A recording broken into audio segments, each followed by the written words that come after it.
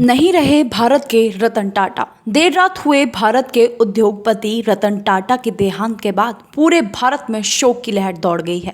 शोक की कड़ी में मथुरा से कुंवर नरेंद्र सिंह ने भावभीनी श्रद्धांजलि अर्पित करते हुए उनकी कुछ बातों पर चर्चा करते हुए बताया कि वे एक धन के ही नहीं बल्कि मन के भी धनी थे।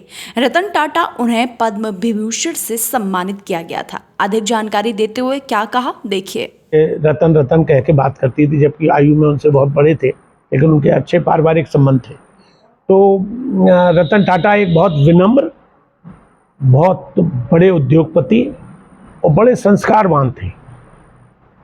जब मीरा जी ने मुझको मिलवाया कि ये he is our landlord, English में उन्होंने कहा कि ही इज़ आवर लैंडलॉर्ड, तो मैंने कहा मैं लैंडलॉर्ड नहीं हो। तो मीरा जी ने एक अच्छे कॉज के लिए ज़मीन, तो you have donated the land, मतलब आपने ये दान दे दिए ज़मीन।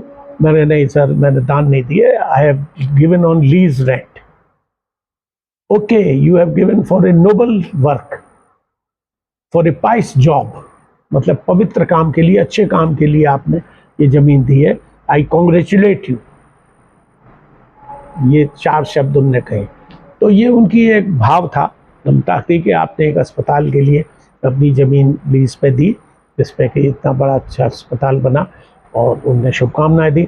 मुझे उनको बोलने का उस वक्त अवसर नहीं मिला मंच पे, नहीं तो मैं उनसे कहता तो वो शायद फ्री बेड भी कर जाती है, 10-5 बेड। मेरी इच्छा थी बोलने की, लेकिन उस वक्त माहौल ऐसा नहीं था, मैं नहीं बोल पाया।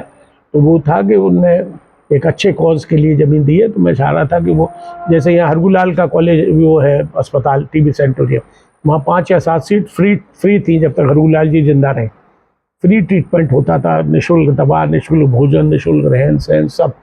तो ऐसा ही वो रतन चाहते तो कर जाते, उनके लिए कोई बड़ी बात नहीं थी, इतने बड़े उद्योगपति थे।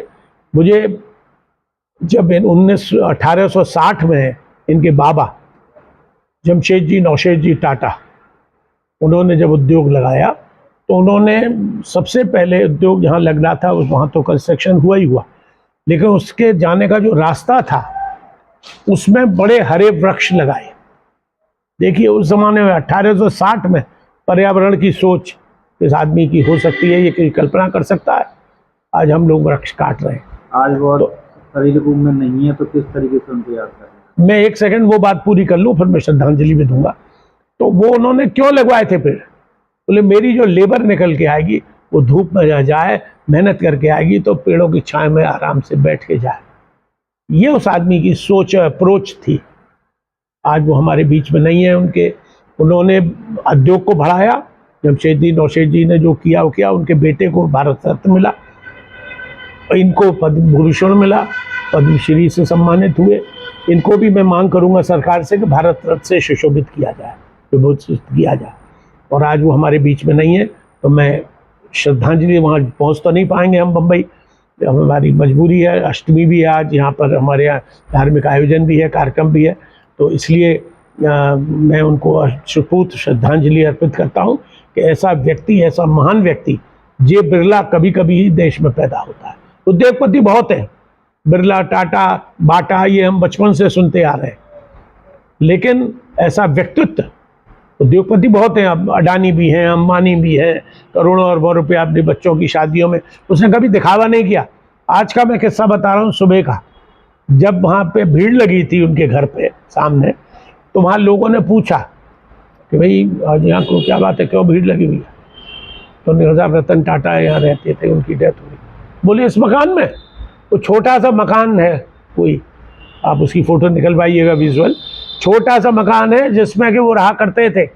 वो चाहते तो महल में रह सकते थे, कहीं भी, देश में भी और विदेश में भी, और होंगे भी उनके महल, but he used to live in a very simple life. तो इसलिए वो महान व्यक्ति थे, महान उनके विचार थे, महान सोच थी। तो इसीलिए उन्होंने इस उद्योग को बहुत बड़े स्तर पर ले गए।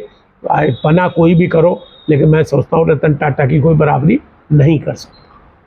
मैं सुपूत श्रद्धांजलि उनको अर्पित करता हूँ, उनके परिजनों को। हालांकि उनके कोई संतान नहीं है, उन्होंने शायद किसी को गोद लिया है, लेकिन अब जो भी है वो उस लेगेसी को चलाए, उनके उद्योग को आगे बढ़ाए।